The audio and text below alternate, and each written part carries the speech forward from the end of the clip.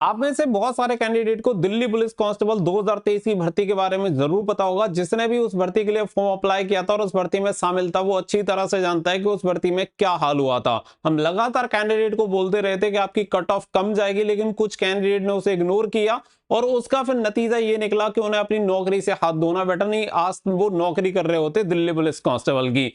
तो यही होता है कि यहाँ पे जो चीजें होती हैं वो आप सभी को बिल्कुल एकदम क्लियर बताई जाती हैं, और जो भी चीजें होती हैं वो आप सभी को इसलिए बताई जाती हैं क्योंकि यहाँ पे कोई खुश करने का पर्पज नहीं है जिससे आप खुश हो। रियलिटी आप सभी को बताई जाती है कि भाई ये ऐसा चल रहा है और ये चीजें हो सकती हैं। तो इस वीडियो में मैं दिल्ली पुलिस कांस्टेबल 2025 की भर्ती की कट ऑफ एक्सपेक्टेड आपको बताने वाला हूं कि कितने पे लगभग आपका सेफ स्कोर रह सकता है, कितने पे आपको फिजिकल की तैयारी करनी चाहिए। अगर आपने दिल्ली पुलिस कांस्टेबल का एग्जामिनेशन दिया है तो इस वीडियो को लास्ट तक ध्यान से देख लेना, और वीडियो पसंद आए तो वीडियो को कर देना लाइक और शेयर, और चैनल को कर लेना सब्सक्राइब, ताकि फ्यूचर में आने वाली हर एक अपडेट का नोटिफिकेशन आपको सबसे पहले मिलता रहे। अब आगे बढ़ते हैं, इससे पहले मैं आपको बता दूं कि बहुत सारी चीजों पर डिपेंड करती है आपकी कट ऑफ, और उन्हीं फैक्टर के बेसिस पे ये डिसाइड होता है कि लगभग आपकी कितनी कट ऑफ जा सकती है। अब आगे बढ़ते हैं, इससे पहले मैं आपको यहां पे बता देता हूं आपके नॉर्मलाइजेशन के बारे में। तो देखो ये एक सबसे महत्वपूर्ण बिंदु है, आप कितना भी इसे इग्नोर कर लो लेकिन यहाँ पे इसे इग्नोर नहीं किया जा सकता नॉर्मलाइजेशन को, क्योंकि पूरी कहानी पलटने का जो काम करता है, जब से ये नॉर्मलाइजेशन वर्ड आया है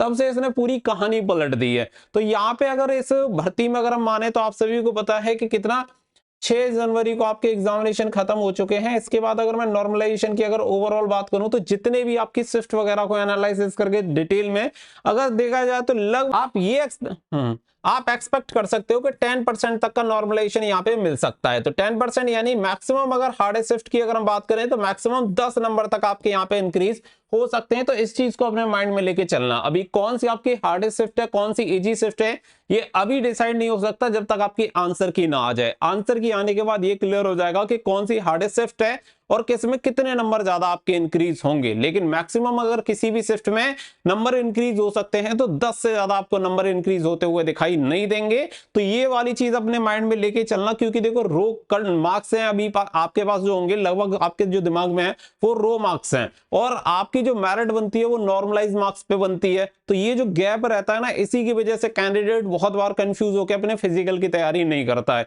तो आप हार्डेस्ट शिफ्ट में अगर जाते हैं तो आप ये ऐड करके चलना कि जो मैं आपको कट ऑफ बता रहा हूं उससे 10% भी आपके जो मार्क्स है वो इंक्रीज हो सकते हैं। तो पहली बात तो यहाँ पे ये हो गई। इसके अलावा अगर आप दिल्ली पुलिस में देखेंगे तो दिल्ली पुलिस में चाहे आप लास्ट ईयर की भर्ती ले लो या उससे पहले भी ले लो, आपको कट ऑफ में बहुत ज्यादा जंप देखने के लिए नहीं मिलेगा। उसका सबसे मेन रीजन ये है कि यहाँ पे जो 50% वेटेज है वो आपका जीके जीएस का है, और जीके जीएस एक ऐसा सब्जेक्ट है भाई, कितना भी आप इसे स्ट्रॉन्ग कर लो, कहां से आएगा कैसा आएगा कुछ पता ही नहीं चलता, और इसी की वजह से इसकी जो कट ऑफ है बहुत ज्यादा जंप नहीं करती है। अगर आप देखेंगे और भर्तियों की तुलना में, अगर आप देखेंगे जिस स्पीड से कट ऑफ बढ़ रही है, दिल्ली पुलिस में आपको ये देखने के लिए नहीं मिलेगा, और यही एक सबसे मेन रीजन है। इसके अलावा आप सभी को पता है कि इस बार आपकी जो एजेंसी है एसएससी ने वो भी चेंज की है, तो इसका भी प्रभाव कहीं ना कहीं देखने के लिए मिला है। तो अब यहाँ पे ओवरऑल जो चीजें हैं वो अगर हम बात करें तो बहुत ज्यादा चीजों में बदलाव नहीं हुए हैं। इसके अलावा यहाँ पे जैसे देखो 2023 की भर्ती थी, अब 2025 की भर्ती है,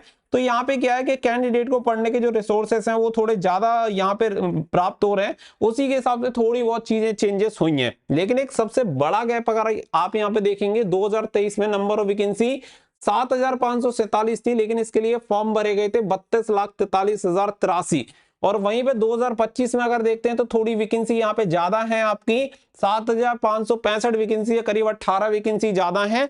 लेकिन यहाँ पे नंबर ऑफ एप्लीकेशन फॉर्म बहुत ही कम है। नंबर ऑफ एप्लीकेशन फॉर्म आपके 27,25,888 एप्लीकेशन फॉर्म फिलअप हुए हैं। यहाँ पे अगर ओवरऑल 2023 में अगर हम कंपटीशन देखें तो आपको जो कंपटीशन देखने के लिए मिला था पर सीट करीब 430 कैंडिडेट देखने के लिए मिला था, और वहीं पर ये कंपटीशन घटकर आ जाता है करीब 360, यानी कि 70 कैंडिडेट पर सीट का कंपटीशन डाउन देखने के लिए मिल रहा है। और उसका सिर्फ एक रीजन है, नंबर ऑफ एप्लीकेशन फॉर्म।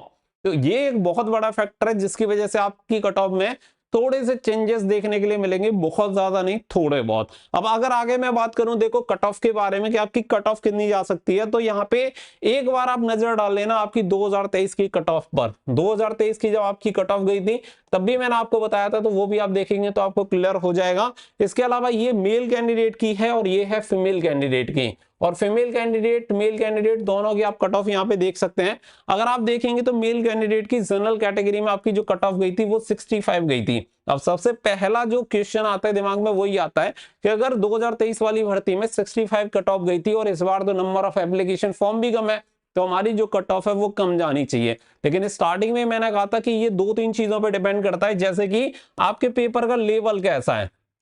अगर पेपर का लेवल आपका इजी आएगा तो कट ऑफ आपकी और ज्यादा हाई चली जाएगी लास्ट टाइम से। तो यहाँ पे कई चीजों को देख के चलना पड़ता है। इसमें से अगर हम बात करें तो पेपर का लेवल आपका बढ़िया था, ना बहुत ज्यादा टफ था ना बहुत ज्यादा इजी था अगर लास्ट ईयर की कंपैरिजन करें तो लगभग इस चीज का जो फर्क है वो बहुत ज्यादा हमें देखने के लिए नहीं मिलता है। लेकिन एप्लीकेशन फॉर्म कम है, इसका फर्क देखने के लिए मिलेगा।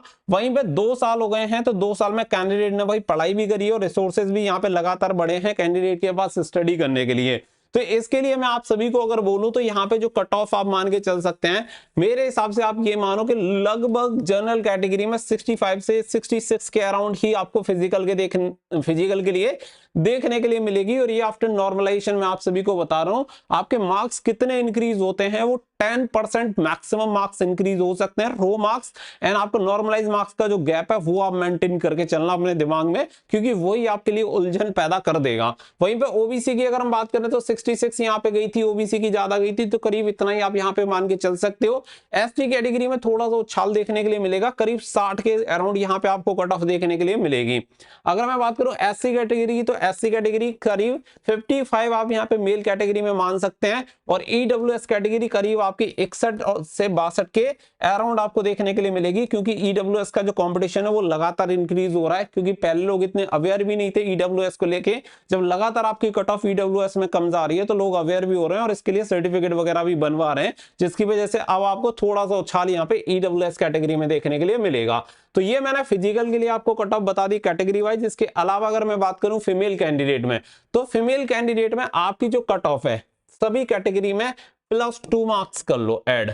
अगर आपके इतने नंबर ज्यादा आ रहे हैं तो आंख बंद करके आप अपने फिजिकल की तैयारी करो। और जैसे कि मैंने कहा नॉर्मलाइज मार्क्स की मैं बात कर रहा हूं, ना कि रो मार्क्स की। रो मार्क्स पे आपकी मेरिट नहीं बनती है, मेरिट बनेगी नॉर्मलाइज मार्क्स पे। मैक्सिमम 10% तक आपके मार्क्स इंक्रीज हो सकते हैं, ये चीज मैं बार बार आपको रिपीट कर रहा हूं। तो करीब इतने नंबर पे आप मान लो। तो ये सारी चीजें मैंने यहाँ पे आप सभी को बता दी हैं। अगर मैं बात करूं कि यहाँ पे आपके फिजिकल कब होंगे, तो फिजिकल एक्सपेक्टेड आप मान सकते हो कि मार्च में आपके फिजिकल होने हैं। हालांकि इसकी अभी तक एग्जैक्ट डेट नहीं आई है, और जैसे इसके बारे में मुझे कंफर्म होगा, क्योंकि ग्राउंड वगैरह के लिए जो भी तैयारियां होती हैं इंटरनल चीजें चलती रहती हैं, कुछ भी मिलेगा तो मैं तुरंत आप सभी को अपडेट कर दूंगा। बाकी का देखो कट ऑफ का यही सीन है कि हमेशा एक्सपेक्टेड रहती है, आपको उस चीज पे नहीं जाना है, मैक्सिमम कट ऑफ पे हमें कभी नहीं जाना होता, लोएस्ट वाली चीज देखनी होती है।